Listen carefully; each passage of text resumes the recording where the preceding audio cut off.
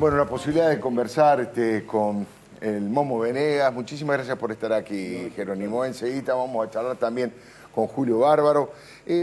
Recién decía el gobernador de la Sota, los dirigentes sindicales no quieren hacer paro. Los obligan a hacer paro porque no tienen con quién hablar, nadie les atiende sus llamados, sus reclamos, y son varios los reclamos. ¿Cómo fue que llegaron a la decisión de hacer un nuevo paro, Momo? Bueno, esto está dentro del plan de lucha que elaboró la CGT, ¿no? Nosotros vamos nuevamente a un paro porque el gobierno no los escucha. Realmente hemos tenido medidas de fuerza, movilizaciones, hemos marchado con los jubilados, hemos entregado petitorios y el gobierno no escucha. Sigue pagándole 3.000 pesos a los jubilados, sigue cobrando el mínimo no imponible, ¿sí? Sigue, digamos, con esta inseguridad agobiante que tiene hoy el país. Y además ahora hay otro factor que es importante, la angustia que viven los trabajadores con las suspensiones y los despidos. Claro. Porque esto es angustiante. Yo me imagino un trabajador que despide en la fábrica de al lado y ¿por qué no lo van a despedir a él en el futuro si este gobierno no genera, digamos, puestos de trabajo, no tiene una mirada en la economía que, digamos, se refleje el crecimiento, el desarrollo de este país? No tiene políticas de Estado este gobierno. Entonces, esta situación hace de que los trabajadores tengamos que tomar medidas. Y una de las medidas es este paro, y seguramente si el gobierno sigue con esta postura de no escuchar a los trabajadores, quizás en 20 días volvamos a hacer otro plenario y tomemos medidas más duras todavía, de más horas de fuerza, ¿no?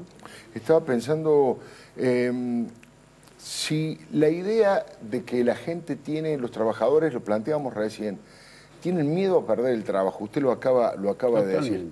El trabajador es una decisión muy importante adherir al paro, porque sí, se está jugando, a lo mejor tiene miedo de una represalia por parte del patrón, de la empresa. Si en esos gremios que no han adherido, bueno, por ahí tiene temor a sumarse a la huelga, ¿no? Sí, ahí hay temor, claro. Este gobierno es un gobierno que se caracteriza por apretar a los gremios, las organizaciones.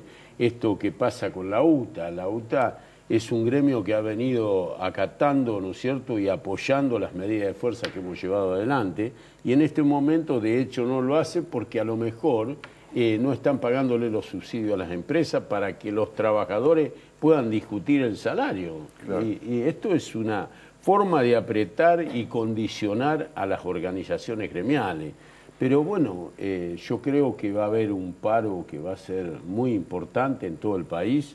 Va a haber quizás gremios que no han adherido en las medidas de fuerza anterior y van a adherir en esta, pero creo que, vuelvo a repetir, si el gobierno no escucha, vamos a seguir quizás con 48 horas el próximo paro, ¿no? La próxima medida de fuerza. Y quizás para la próxima haya muchos más gremios que adhieran a la medida, ¿no? Estaba pensando, Venegas, ¿de qué manera, cómo reaccionan ustedes cuando escuchan que el jefe de gabinete Capitani dice que a los partidos opositores, a los medios y a los dirigentes sindicales los financian directamente los fondos buitres? No, es una barbaridad. Yo digo, acá hay buitres que son los que compran bonos defolteados para hacer su negocio. Existen. Pero también hay buitres internos, ¿sí?, que son los que descarnan a los trabajadores, descarnan a los jubilados y a los ciudadanos en su conjunto, que es el gobierno nacional. Este gobierno que viene presionando hacia abajo, realmente acá no se avisora ningún cambio hasta fin. Felizmente falta poco para que se vayan, ¿no? En el 2015 se van. Pero digo yo, estos son los buitres internos que tenemos. Estos que no miran la pobreza. Acá tenemos 13,5 millones de pobres, 6,5 millones de indigentes, y son ellos los que lo han fabricado. No es que el gobierno anterior lo fabricó. Es este mismo gobierno, es el kirchnerismo. Y en cuanto cuando escuché que le preguntaba al gobernador qué ideología, cómo sí, lo caracteriza. Lo que sí estoy seguro que no son peronistas. Este no es un gobierno peronista. Este es un gobierno que lo puso el peronismo, pero a los pocos días de haberlo puesto el peronismo, traicionó al peronismo y desde el Frente para la Victoria enfrentaron al peronismo. no son peronistas. Este no es un gobierno que tenga como objetivo los pilares fundamentales del peronismo, que son la justicia social, para nada. Los planes sociales deberían ser un paliativo hasta que este gobierno hubiera empezado a generar trabajo. No, siguieron con los planes sociales y en vez de producir trabajo, tampoco estuve de acuerdo cuando lo escuché a este chico que es economista. A mí, Martín Lustó. Martín Lustó, cuando dijo que este gobierno entró en default y se va en default. No entró en default. Entró con un dólar competitivo de 3,10, entró con una inflación del 3% anual y con un crecimiento de una tasa del 6 y el 7%. No encontró el país en el infierno. El país estaba saliendo. En el infierno lo dejan ahora, ¿no? Es realmente preocupante. Momo, y respecto de, empiezan a aparecer ahora con mucha más contundencia, porque los jueces empiezan a moverse más, algunos casos muy fuertes vinculados al tema de la corrupción desde el Estado, ¿no? Que rozan a la propia presidenta en el caso Lázaro Báez, que impactan fuertemente casi como responsable a Amado Vudú en 3 o 4 temas muy importantes, distinta gente allegada en su momento al propio Néstor Kirchner, están avanzando todas esas causas. ¿Qué debería hacerse respecto de eso? ¿De qué manera cree que la gente lo va a procesar electoralmente esa situación? No, nosotros creo que los que podemos hablar ante un medio tenemos que apoyar a la justicia. ¿Sí? Se tiene que terminar la corrupción. Y acá no hay ninguna duda que si el vicepresidente es corrupto, la presidenta también es corrupta, ¿no? Y que en estos hechos de corrupción no nacen desde ahora, esto viene desde que empezó Néstor Kirchner. Y seguramente la justicia, si siente el apoyo de la gente, va a seguir haciendo justicia.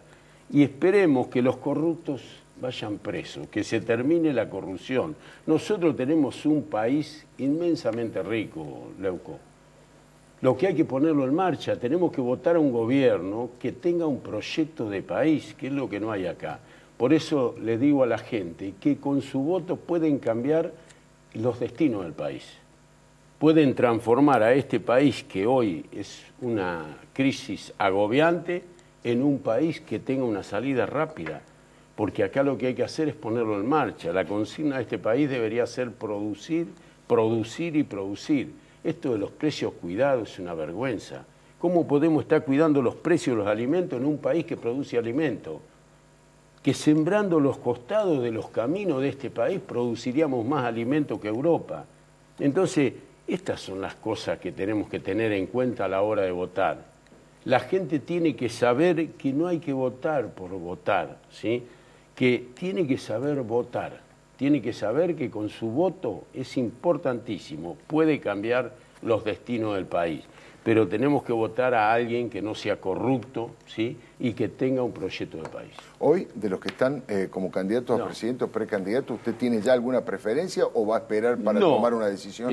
Vamos a tomar una decisión más adelante. Estamos armando un partido a lo largo y a lo ancho del país. Hoy estuve en Río Negro, Neuquén, reunido con dirigentes de ambas partes. Estuvimos con el gobernador de Río Negro, nos recibió, firmamos un convenio, digamos, para cuando se trasladan compañeros de otra provincia, que migran de otras provincias claro, a trabajar a Río Negro, que estén en blanco, que estén registrados y que les solucionemos los problemas a esos compañeros. Este es un gremio que ha luchado siempre por el trabajo registrado. No es un gremio que haya trabajado a la inversa, como dice el gobierno. Nosotros fuimos los creadores del Registro Nacional de Trabajadores Rurales y Empleadores, claro, que hoy lo tiene el gobierno para pagar los sueldos de la cámpora, cuando antes estaba para pagar el fondo de desempleo de los trabajadores, para alfabetizar a los trabajadores, para capacitarlos en las distintas actividades del sector agropecuario, ¿no? Que es donde ponemos la mano de obra nosotros. Jerónimo Venegas, muy amable. Muchísimas gracias por venir. Al contrario. Enseguida vamos a conversar con Julio Bárbaro. Pero bueno, hablando del tema del campo, el cierre de las exportaciones, la carne, la leche. Buenas noches, Carlos. ¿Qué tal, Alfredo? Buenas noches, ¿cómo estás? Bueno, la agenda agropecuaria, agropolítica, conmocionada por esta noticia, ¿no?, que tiene que ver con el cierre de las exportaciones de carne y de lácteos, que en realidad es parte del relato.